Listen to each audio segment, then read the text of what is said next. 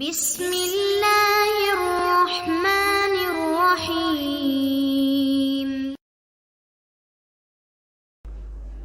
ان الحمد للہ نحمده ونستعینه ونستغفره ونعوذ باللہ من شرور انفسنا ومن سیئات اعمالنا من يهده الله فلا مضل له ومن يضلله فلا هادي له واشهد ان لا اله الا الله وحده لا شريك له واشهد ان محمدا عبده ورسوله اما بعد فان خير الحديث كتاب الله وخير الهدي هدي محمد صلى الله عليه وسلم وشر الامور محدثاتها وكل محدثة بدعة وكل بدعة ضلالة وكل ضلالة في النار فأعوذ بالله السميع العليم من الشيطان الرجيم بسم الله الرحمن الرحيم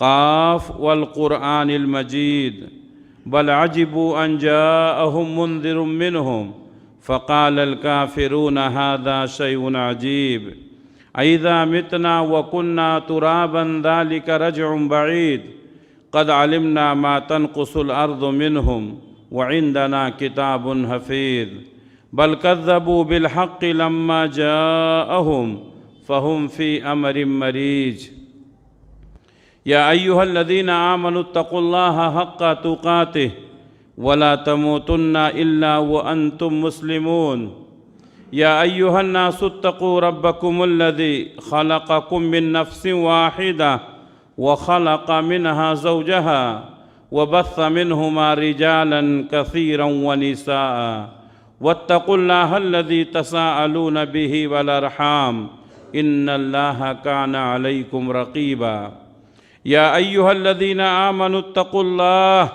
وقولوا قولا سديدا يصلح لكم أعمالكم ويغفر لكم ذنوبكم ومن يطع الله ورسوله فقد فاز فوزا عظيما۔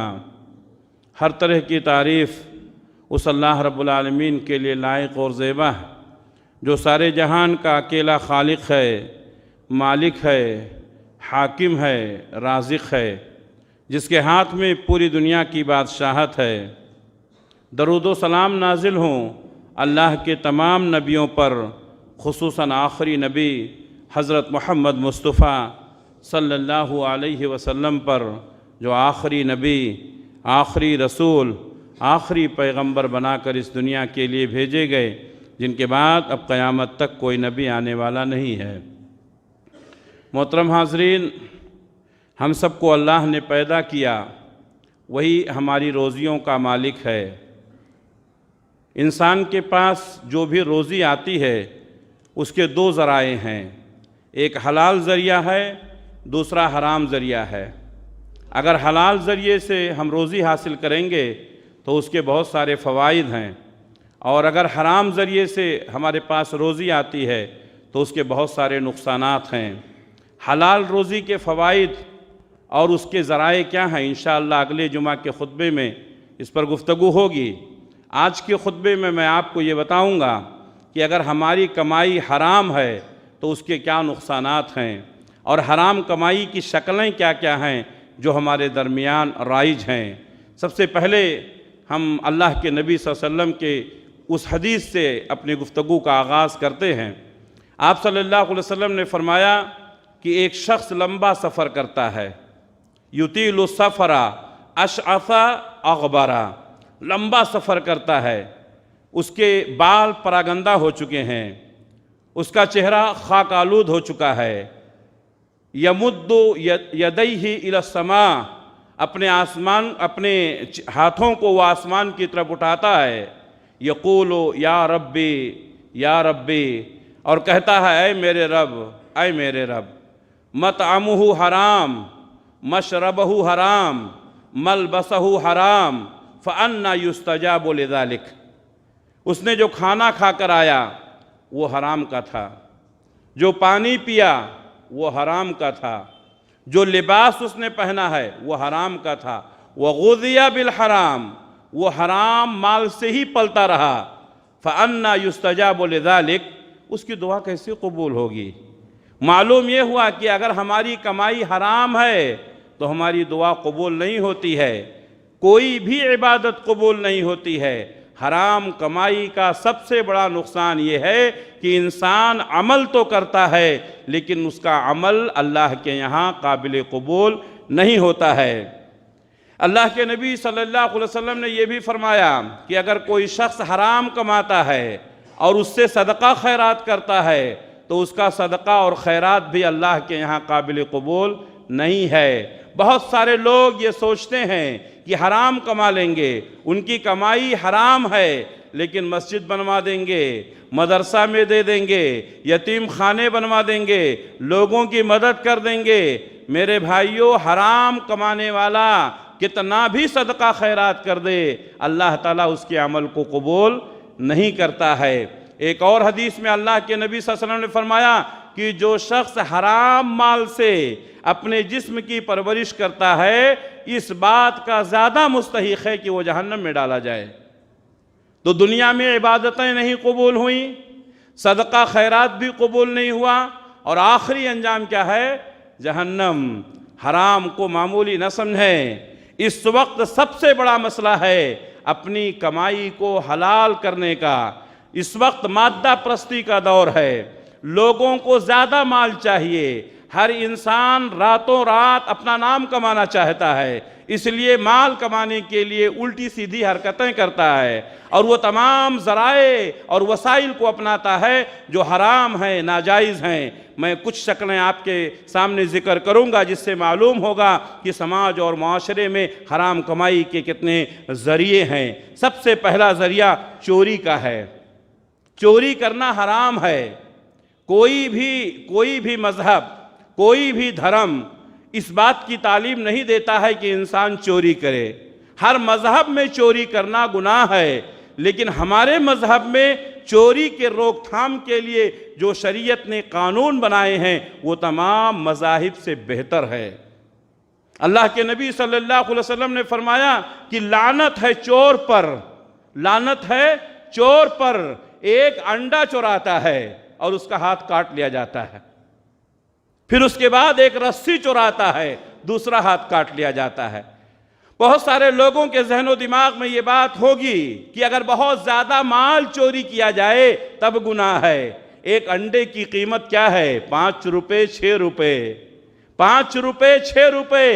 ہمارے نبی نے فرمایا لعنت ہے چور کے اوپر، ایک انڈا چراتا ہے اور ہاتھ کاٹ لیا جاتا ہے، پھر ایک رسی چراتا ہے، دوسرا ہاتھ کاٹ لیا۔ ایک رسی کی قیمت کیا ہے؟ تو مال کم ہو یا زیادہ، مسئلہ یہ نہیں ہے، چوری چوری ہے، چاہے 1 روپے کا ہو چاہے 1 لاکھ کا ہو۔ ہماری شریعت نے چوری کے روک تھام کے لیے جو قانون بنایا ہے، اللہ نے فرمایا السارق والسارقۃ فاقطعوا ایدیہما، چوری کرنے والا مرد ہو یا عورت، اس کا ہاتھ کاٹا جائے گا، اور شریعت کا حکم ہے اس کا یہ ہاتھ سرے بازار کاٹا جائے گا، تمام لوگوں کے سامنے کاٹا جائے گا، تاکہ اس چور کو اپنے کیے کی سزا مل جائے اور جو دیکھنے والے ہیں ان کو معلوم ہو جائے کہ چوری کرنا سماج اور معاشرے میں کتنا بڑا جرم ہے۔ تو اللہ کے نبی صلی اللہ علیہ وسلم نے چور پر لعنت فرمائی ہے۔ تو سب سے پہلی جو چیز ہے چوری کے ذریعہ ہے حرام کمائی کا، چوری ہے۔ آج سماج اور معاشرے میں بہت لوگ چوری کرتے ہیں۔ چوری کیوں کرتے ہیں؟ راتوں رات بڑا بننے کا خواب۔ چوری سے حاصل کیا ہوا مال حرام ہے، تھوڑا ہو یا زیادہ۔ دوسرے نمبر پہ ڈاکہ زنی، چوری سے ذرا اوپر ڈاکہ زنی۔ چور کیا کرتا ہے؟ لوگوں کی نگاہوں سے چھپ کر کے اس کا مال چرا لیتا ہے، رات کے اندھیرے میں چرا لیتا ہے۔ ڈاکو کیا کرتا ہے؟ خنجر کے بل پر، طاقت کے بل پر ٹیم بنایا ہوا ہے، روڑیزم جسے کہتے ہیں، یعنی لوگوں کے اوپر ظلم کر کے، لوگوں کو ڈرا کر کے، دھمکا کر کے لوگوں کا مال لوٹ لینا۔ پہلے بھی تھا، آج بھی ہے، یہ ہفتہ وصولی، یہ سب اسی میں آتا ہے۔ چوری چھوٹا جرم تھا، صرف ہاتھ کاٹا گیا۔ اگر کوئی ڈاکہ زنی کرتا ہے تو ہماری شریعت کا قانون کیا ہے؟ 4 قانون، 4 سزا اللہ نے بتائی ہے۔ نمبر 1، اس کو اذیت دے کر کے قتل کر دیا جائے۔ نمبر 2، اللہ تبارک و تعالیٰ نے فرمایا کہ اس کو سولی پر لٹکا دیا جائے۔ نمبر 3، اس کے ہاتھ اور پیر کو مخالف سمتوں سے کاٹ دیا جائے، یعنی داہنا ہاتھ تو بایاں پیر، یا بایاں ہاتھ تو داہنا پیر، ہاتھ اور پیر کو مخالف سمتوں سے کاٹ دیا جائے۔ چوتھی سزا کیا ہے؟ اس کو شہر سے نکال دیا جائے، شہر بدر کر دیا جائے۔ اب آپ سوچیں گے کہ 4 سزائیں کیسے ہو سکتی ہیں؟ اس کے جرم کی نوعیت کیا ہے؟ اس کے ڈاکہ زنی کی نوعیت کیا ہے؟ اس نوعیت کے حساب سے قاضی فیصلہ کرے گا کہ اس کا ہاتھ کاٹنا ہے، یا سولی دینا ہے، یا قتل کرنا ہے، یا شہر بدر کرنا ہے۔ یہ 4 شکلیں اللہ تعالیٰ نے قرآن مجید میں بیان کی ہیں، لیکن یہ سب وہاں پر نافذ ہوں گی جہاں پر اسلامی شریعت نافذ ہو، اسلامی ملک ہو، شریعت کا قانون چلتا ہو۔ آپ قانون کو اپنے ہاتھ میں لینے کی کوشش نہ کریں۔ میں آپ کو صرف یہ بتانا چاہتا ہوں کہ چوری کرنا اور ڈاکہ زنی کرنا اور اس سے مال حاصل کرنا حرام ہے، صرف اتنی بات آپ سمجھیں۔ تیسرا طریقہ جو ہے جوا کھیلنا۔ جوا کی آج مختلف شکلیں ہیں۔ پہلے زمانے میں بھی لوگ جوا کھیلتے تھے، آج بھی جوا کھیلتے ہیں، جس کو ہم لاٹری کہتے ہیں اس کی لاٹری لگ گئی۔ اس میں کیا ہوتا ہے؟ مختلف شکلیں ہیں، جوا کی مختلف شکلیں ہیں۔ لوگ گیم کے ذریعے سے، کھیل کے ذریعے سے جوا کھیلتے ہیں۔ اس کی سب سے آسان شکل جو سماج اور معاشرے میں چلتی ہے، میں آپ کو بتاتا ہوں۔ ایک آدمی 10 لاکھ روپے کا یا 1 لاکھ روپے کا کوئی سامان رکھتا ہے، 1 لاکھ روپے کی کوئی گاڑی رکھا۔ اب اس کے لیے 15 ٹکٹ دیے اس نے 10-10 ہزار کے، تو کتنے ہو گئے؟ 1,50,000۔ تو 50,000 تو وہ کمپنی والا کما لیا جو گاڑی 1 لاکھ کی دے رہا ہے، اور وہ 15 ٹکٹ میں 1 کی لاٹری لگے گی، یعنی 15 لوگوں سے 10-10 ہزار وصولے جائیں گے، ایک آدمی کو 1 لاکھ کی گاڑی مل جائے گی۔ تو 14 لوگ کیا کریں گے؟ ان کے پیسے چلے گئے۔ لاٹری کی ایک شکل یہ میں بتا رہا ہوں، اس کے علاوہ بہت ساری شکلیں ہیں۔ تو یہ جوا کھیلنا جس میں بہت سارے لوگوں کا مال ایک ہی آدمی کے پاس چلے جاتا ہے، یہ حرام ہے۔ بہت سارے ہمارے نوجوان جوا کھیلتے ہیں، لاٹری کھیلتے ہیں، اور اس کی مختلف شکلیں جو گیم ہیں اور شرط لگاتے ہیں، یہ ہمارے سماج اور معاشرے کے درمیان رائج ہیں، جو مجھ سے زیادہ آپ جانتے ہیں۔ اسی طریقے سے چوتھی شکل سودی کاروبار کرنا۔ سودی کاروبار کرنا، اس کی بھی مختلف شکلیں ہیں۔ سودی کاروبار پہلے زمانے میں کیا کرتا؟ ایک آدمی کو ضرورت ہوتی تھی پیسے کی، کسی مالدار کے پاس جاتا تھا، وہ پیسہ لیتا تھا۔ آج بھی وہ شکل رائج ہے۔ آج ایک غریب آدمی ایک مالدار کے پاس جاتا ہے، بیاج پر پیسے لیتا ہے، سود پر پیسے لیتا ہے۔ 1 لاکھ روپیہ لیا، جب واپس کرے گا تو اس کو 1,10,000 دینے پڑیں گے۔ وہ 10,000 جو ہے وہ سود ہے۔ اس کی مختلف شکلیں ہیں، اگر میں اس کی شکلوں کو بیان کروں تو میں دوسری بات نہیں کر سکوں گا۔ سود کی جتنی شکلیں ہیں سب حرام ہیں، اور بڑی تیزی کے ساتھ سماج اور معاشرے میں یہ سودی کاروبار بڑھتا جا رہا ہے۔ بلکہ میں اس سے بڑھ کر یہ کہوں کہ شاید کوئی گھر ہو، شاید کوئی محلہ ہو جو سود سے پاک ہو۔ میرے بھائیوں، سودی کاروبار کرنا، سود لینا، سود دینا، سود کی لکھائی کرنا، اللہ کے نبی صلی اللہ علیہ وسلم نے فرمایا سود لینے والا، سود دینے والا، لکھنے والا، گواہی دینے والا، سب کے سب گناہ میں برابر ہیں، سب کے سب گناہ میں برابر ہیں۔ اللہ نے فرمایا یا ایھا الذین آمنوا اتقوا اللہ وذروا ما بقی من الربا۔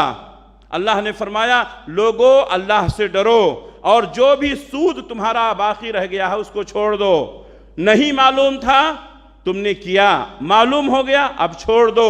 اللہ کے نبی صلی اللہ علیہ وسلم نے اعلان کیا کہ تمام لوگ سن لیں، سودی کاروبار کرنا، سود لینا، سود دینا حرام ہے، اور سب سے پہلے میں اپنے فلاں رشتہ دار کا سود معاف کرتا ہوں۔ یعنی اگر تم نے یہ آج سے چھوڑ دیا تو اصل مال تم کو مل جائے گا۔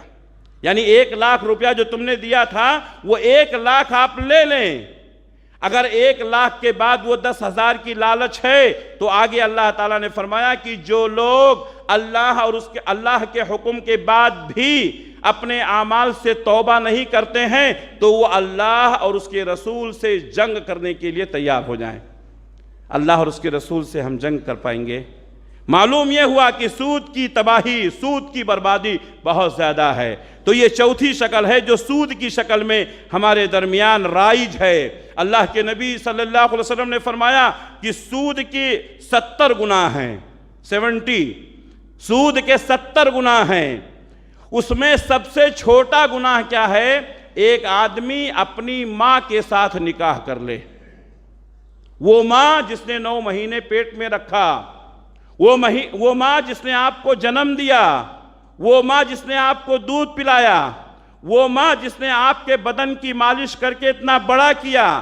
سود کا سب سے کمتر گناہ یہ ہے کہ آدمی اپنی سگی ماں سے نکاح کرے۔ تو بڑے گناہوں کا عالم کیا ہوگا؟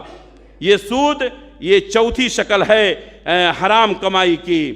اللہ کے نبی صلی اللہ علیہ وسلم نے ایک اور حدیث میں فرمایا کہ جس بستی میں سودی کاروبار کرنے والے، سود لینے دینے والے اور زناکاری یہ عام ہو جائے تو اس بستی پر اللہ کا عذاب حلال ہو جاتا ہے۔ اللہ کا عذاب حلال ہو جاتا ہے، یعنی اللہ تعالیٰ کب اس بستی کے اوپر عذاب بھیج دے کچھ نہیں کہا جا سکتا ہے۔ اگر اس حدیث کی روشنی میں ہم اپنے سماج اور معاشرے کا جائزہ لیں تو کیا یہ دونوں چیزیں ہمارے سماج اور معاشرے میں تیزی کے ساتھ نہیں بڑھ رہی ہیں؟ زناکاری کے اڈے قائم کیے جا رہے ہیں، بے حیائی اور بے شرمی اور عریانیت کا ننگا ناچ ناچا جا رہا ہے۔ آج شریف آدمی کو باہر نکلنا مشکل ہو گیا ہے۔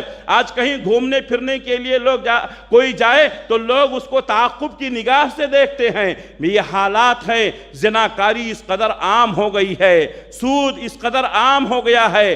ہمارے ملک میں، ہمارے شہر میں، ہماری بستی میں اگر یہ دونوں چیزیں عام ہو جائیں تو اللہ کا عذاب حلال ہو جاتا ہے۔ کہیں یہ جو عذاب کی مختلف شکلیں جو ہم دیکھ رہے ہیں، کہیں انہی ہمارے گناہوں کا نتیجہ تو نہیں ہے؟ تو سودی کاروبار کرنا، سود لینا دینا، یہ ایک شکل ہے حرام کمائی کی۔ 5ویں شکل، جھوٹی قسم کھا کر کے کسی کا مال قبضہ کر لینا۔ کبھی کبھی ایک چیز رہتی ہے، ایک سامان رہتا ہے، دعوے دار 2 رہتے ہیں، ایک کہتا ہے میرا ہے، دوسرا کہتا ہے میرا ہے۔ ہم نے دیکھا ہے بہت سارے لوگ کسی کے پاس جاتے ہیں، یہ ایک ہی چیز ہے اور 2 لوگ اس کے دعوے دار، کہتے ہیں قسم کھا لو، قسم کھا سکتے ہو کیا؟ تو کہتا ہاں قسم کھا لیتا ہوں۔ وہ قسم کھا لیتا ہے اور چیز اس کی ہو جاتی ہے، حالانکہ اس کی نہیں رہتی ہے۔ قسم کھا کر کے آپ نے دوسرے کی چیز کو اپنا لیا، وہ آپ کی نہیں ہوگی۔ ہمارے سماج میں ایسی چیزیں ہیں کہ نہیں؟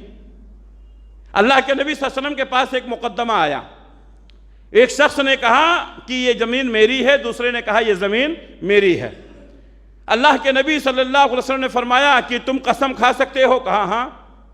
تو وہ دوسرا جو ساتھی تھا اس نے کہا اللہ کے رسول یہ قسم کھا کر میرا مال ہتھیا لے گا۔ تو آپ نے فرمایا اگر وہ قسم کھا لے گا تو اللہ تبارک و تعالیٰ اس کو تباہ کر دے گا۔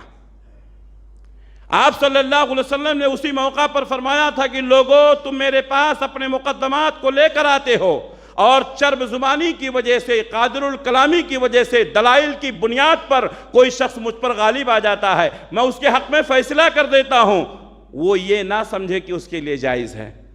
میں اس کو جہنم کا ایک ٹکڑا دے رہا ہوں جو وہ لے کر جا رہا ہے۔ ہمارے نبی بھی اگر کوئی چیز ہمارے حق میں فیصلہ کر دیں، ہماری نہیں ہے تو وہ ہماری نہیں ہو سکتی ہے۔ آج بہت سارے لوگ کہتے ہیں نہیں بھئی ہم نے کورٹ سے فیصلہ کروایا ہے۔ کون سا کورٹ؟ وہاں قیامت کے دن کورٹ لگے گا، ہے مال آپ کا کہ نہیں؟ یہ دنیا داری کا کورٹ جو آپ کے حق میں فیصلہ کر دے آپ کا نہیں ہے، نہیں ہو سکتا ہے۔ بھائی بھائی کا، بھائی بہن کا، پڑوسی پڑوسی کا، یہ سارے مسائل ہمارے سامنے ہیں۔ ہم اپنے پیسے کے بلبوتے پر، غریب کے مال پر قبضہ کر کے اپنے آپ کو بڑا ظاہر کرتے ہیں۔ کیا ایسا نہیں ہو رہا ہے؟ قسم کھا کر کے کسی کا مال لے لینا، کورٹ کے ذریعے سے پیسے کے بلبوتے پر کسی کا مال حاصل کر لینا جو ہمارا نہیں ہے وہ حرام ہے، ہمارا نہیں ہو سکتا ہے۔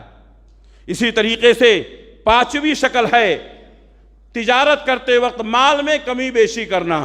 آپ کوئی چیز دے رہے ہیں، جب لیتے ہیں تو زیادہ لیتے ہیں، دیتے ہیں تو کم دیتے ہیں۔ وزن کرنے والی چیز ہے، آپ نے وزن میں کمی کر دی۔ ماپنے والی چیز ہے، آپ نے ماپ میں کمی کر دی۔ تو اس طریقے سے ماپ تول میں کمی بیشی کرنا یہ حرام ہے۔ آپ نے 100 گرام کسی کا مال مار لیا، لیکن اس کی وجہ سے آپ کا پورا مال حرام ہو گیا، پورا مال حرام ہو گیا۔ آپ زمین خریدتے ہیں، کاغذ میں ہے 1200 اسکوائر فٹ، وہاں جا کے دیکھتے ہیں تو 1100 رہتا ہے، 100 فٹ کم ہو گیا، حرام ہے۔ آپ نے کوئی سامان خریدا، وزن کرنے والی چیز، آپ 1 کلو خرید کر لائے، بعد میں وزن کیا تو وہ 900 گرام ہے، 800 گرام ہے، یہ 200 گرام کہاں گیا؟ سامنے والے نے مار لیا۔ اگر ہم نے کسی کا مال کم کر دیا ہے، مار لیا ہے، تو وہ صرف 200 گرام 100 گرام نہیں، پورا مال ہمارے لیے کیا ہو جاتا ہے؟ حرام ہو جاتا ہے۔ تھوڑے فائدے کے لیے اپنے پورے مال کو برباد نہ کریں۔ اللہ نے فرمایا وَيْلٌ لِّلْمُطَفِّفِينَ الَّذِينَ إِذَا اكْتَالُوا عَلَى النَّاسِ يَسْتَوْفُونَ وَإِذَا كَالُوهُمْ أَوْ وَّزَنُوهُمْ يُخْسِرُونَ۔ تباہی ہے اور بربادی ہے ان لوگوں کے لیے جو ناپ تول میں کمی بیشی کرتے ہیں، لیتے ہیں تو بڑھا کے لیتے ہیں، دیتے ہیں تو گھٹا کے دیتے ہیں۔ یہ ناپ تول میں کمی بیشی 150 گرام کسی کا مار کر کے آپ نے اپنے مال کو حرام کر لیا۔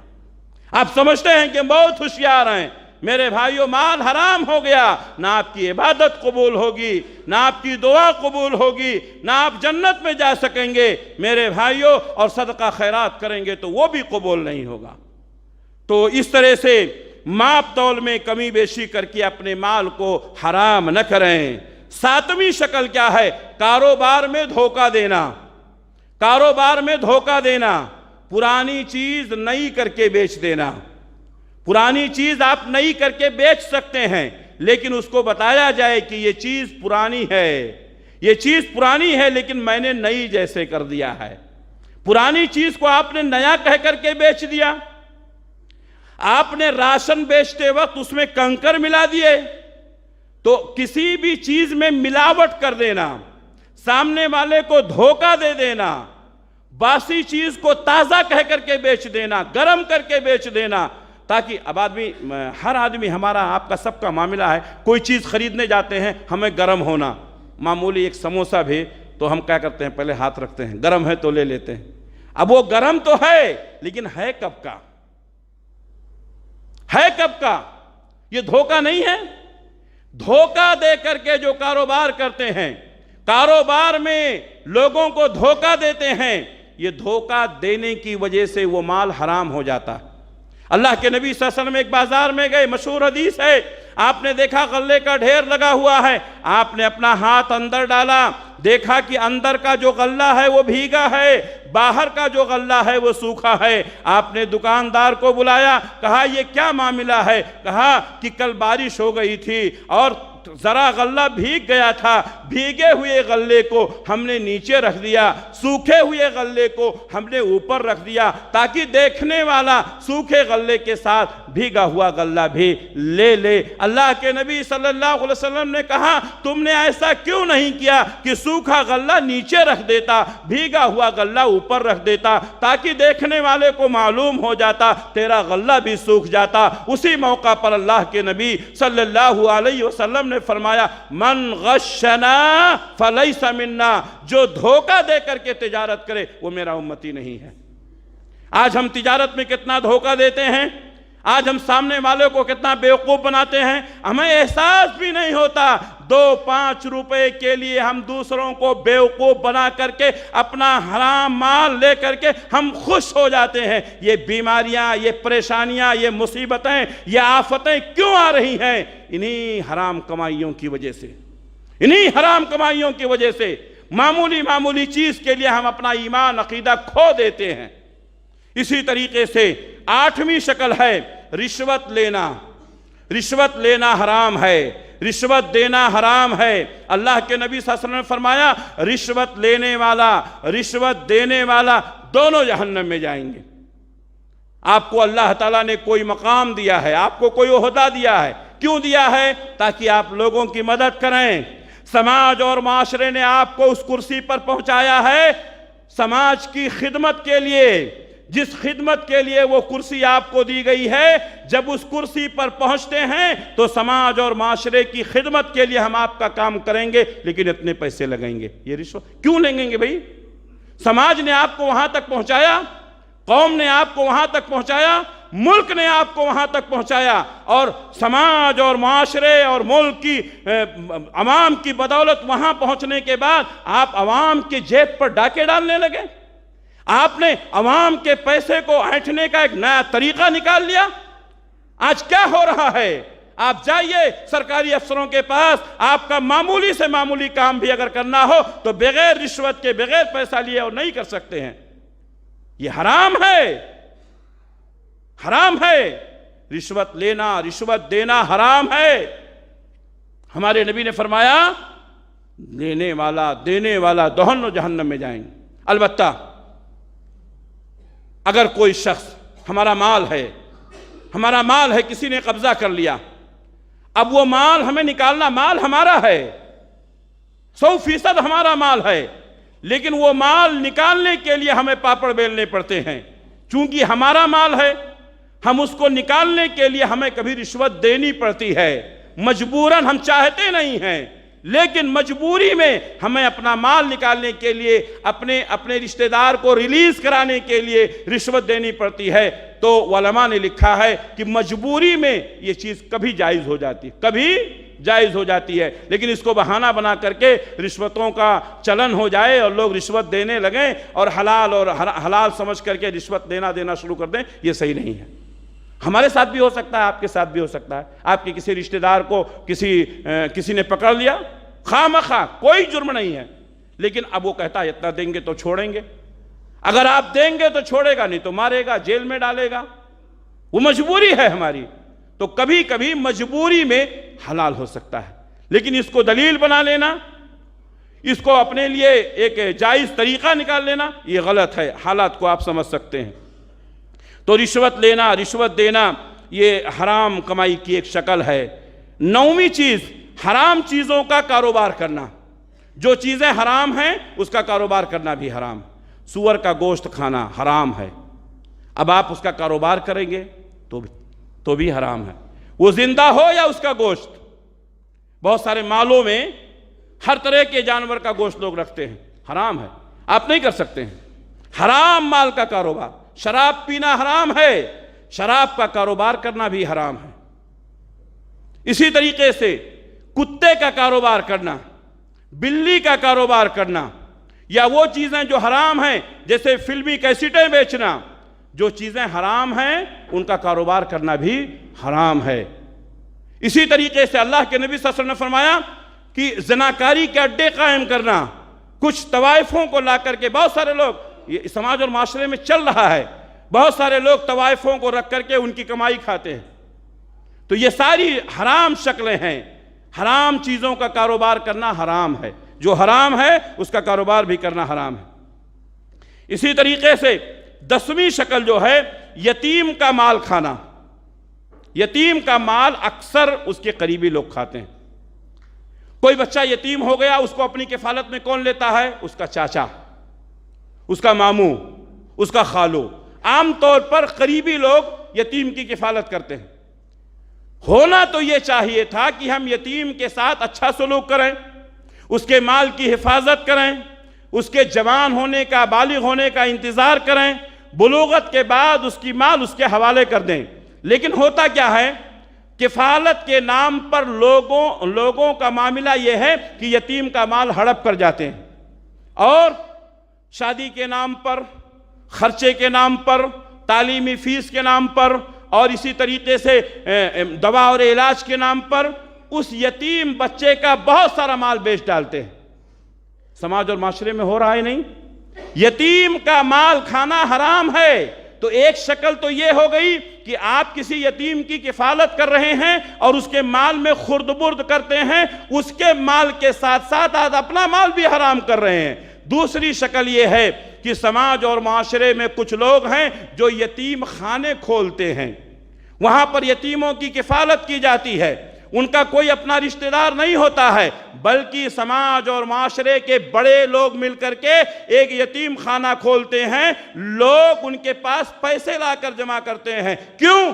آپ کے چہرے دیکھ کر کے نہیں، آپ کے کام کو دیکھ کر کے کہ آپ یتیموں کی کفالت کرتے ہیں، یتیم خانے کے ذمہ دار ہیں، ایک ایک پیسہ امانت ہے، وہ پیسہ یتیموں کے لیے لگنا چاہیے۔ آج کتنے لوگ ہیں جو یتیم خانے کھول کر کے یتیموں کے نام پر وہ پیسہ خود ہڑپ کر جاتے ہیں۔ تو یہ شکلیں ہیں یتیموں کا مال کھانے کی مختلف شکلیں جو ہمارے سماج اور معاشرے کے اندر رائج ہیں۔ اللہ کے نبی صلی اللہ علیہ وسلم نے فرمایا، لوگوں، زمین پر سب سے اچھا گھر وہ ہے جس گھر میں کسی یتیم کے ساتھ اچھا سلوک کیا جائے، کسی یتیم کے ساتھ اچھا سلوک کیا جائے، وہ سب سے اچھا گھر ہے۔ اور سنو، زمین پر سب سے برا گھر وہ ہے جس گھر میں کسی یتیم کے اوپر ظلم کیا جائے۔ آج لوگ یتیم بچیوں کو غلام سمجھتے ہیں، آج لوگ یتیم بچوں کو غلام سمجھتے ہیں۔ ہماری ان گنہگار آنکھوں نے دیکھا ہے کہ یتیم بچے کے ساتھ جو لوگ گرا ہوا سلوک کرتے ہیں، الامان والحفیظ۔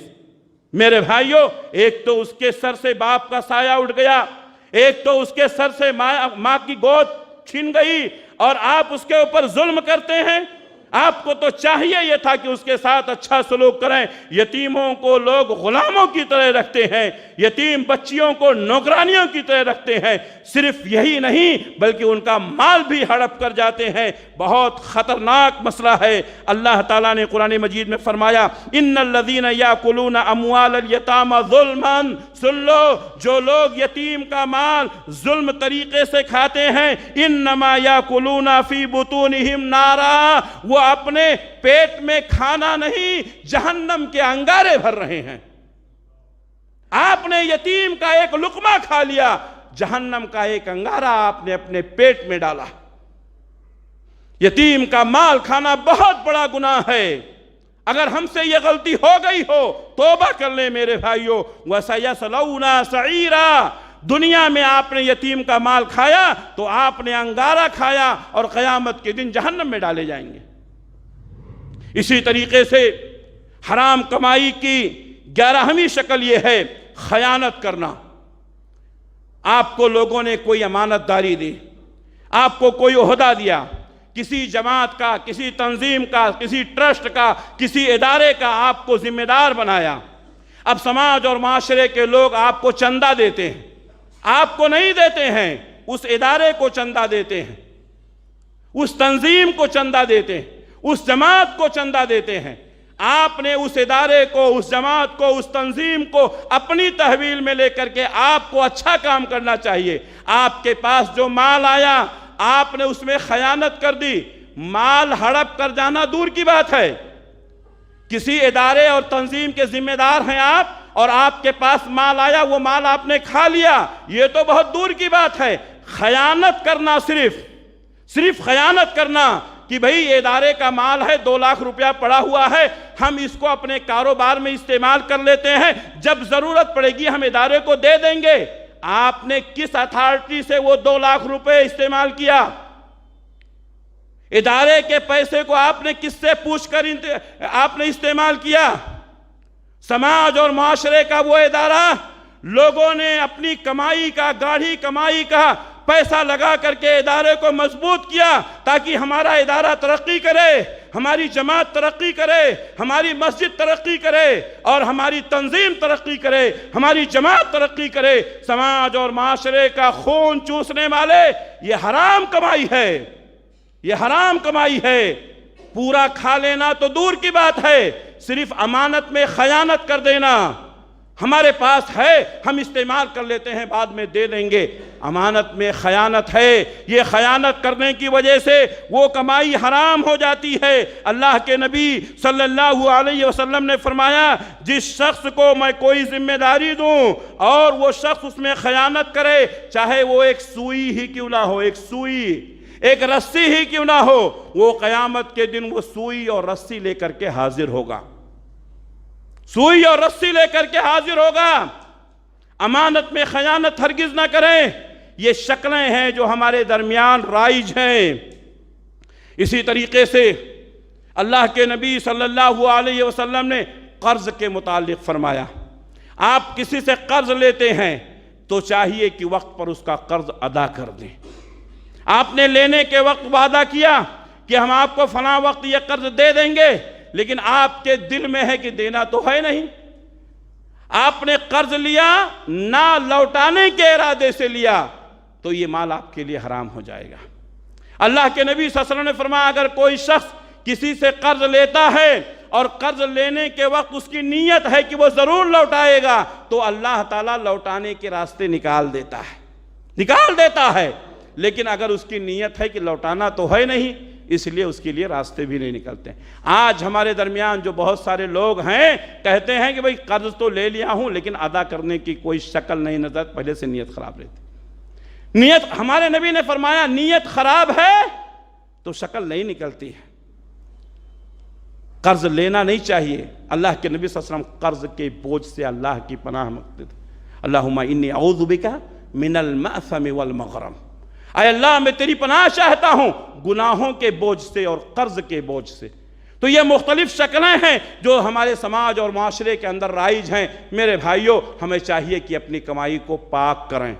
اگر ہم انہی کسی شکل میں گرفتار ہیں تو آج ہی توبہ کر لیں۔ آپ یہ مت سمجھیں کہ حرام سب حرام ہی ہے تو کمائیں گے کیسے۔ حرام کی صرف 12 شکلیں میں نے آپ کے سامنے بیان کی، اس کے علاوہ بھی کچھ شکلیں ہیں جو آپ پوچھ سکتے ہیں، بعد میں مل سکتے ہیں، لیکن اس کے علاوہ باقی شکلیں جو ہیں وہ تو حلال ہی ہیں۔ اب حلال کی کتنی شکلیں ہیں اور حلال کے کتنے فوائد ہیں، انشاءاللہ اگلے جمعہ کو بات ہوگی۔ اللہ سے دعا ہے کہ اللہ تبارک و تعالی ہم سب کو حرام کمائی سے محفوظ رکھے، ہماری نسلوں کو محفوظ رکھے، ہمارے بچوں کی حفاظت فرمائے، ہم سب کو حلال کمانے کی توفیق عنایت فرمائے، ہمارے مال میں برکت عطا فرمائے، ہمارے کاروبار میں ترقی عنایت فرمائے، اللہ حلال کے دروازے کھول دے، قرض کے بوجھ سے اللہ ہم سب کو پناہ دے، ہم سب کو اللہ تعالیٰ نجات دے۔ میرے بھائیوں، قرض لینے سے اللہ کے نبی صلی اللہ علیہ وسلم نے منع کیا، الا یہ کہ کوئی بہت بڑی مجبوری ہو۔ آج لوگ فیشن کے لیے قرض لیتے ہیں، آج لوگ اپنا ایٹیکیٹ ظاہر کرنے کے لیے قرض لیتے ہیں، کبھی مجبوری میں کوئی قرض لیتا تھا۔ یہ مختلف شکلیں ہیں جو حرام کمائی کی ہیں۔ ہم اللہ سے دعا کرتے ہیں کہ اللہ تعالیٰ ان تمام شکلوں سے ہماری حفاظت فرمائے۔ اقول قولی ھذا واستغفر اللہ لی ولکم ولسائر المؤمنین من کل ذنب فاستغفروہ انہ هو الغفور الرحیم۔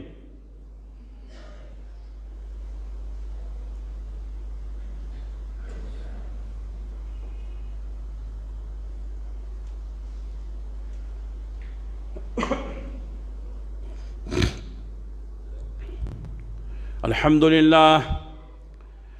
لله نحمده ونستعينه ونستغفره ونعوذ بالله من شرور أنفسنا ومن سيئات أعمالنا، من يهده الله فلا مضل له ومن يضلله فلا هادي له، وأشهد أن لا إله إلا الله وحده لا شريك له، وأشهد أن محمدًا عبده ورسوله، أما بعد فإن خير الحديث كتاب الله، وخير الهدي هدي محمد صلى الله عليه وسلم، وشر الأمور محدثاتها، وكل محدثة بدعة، وكل بدعة ضلالة، وكل ضلالة في النار۔ فأعوذ بالله السميع العليم من الشيطان الرجيم، بسم الله الرحمن الرحيم، إن الله وملائكته يصلون على النبي يا أيها الذين آمنوا صلوا عليه وسلموا تسليما، اللهم صل على محمد وعلى آل محمد كما صليت على إبراهيم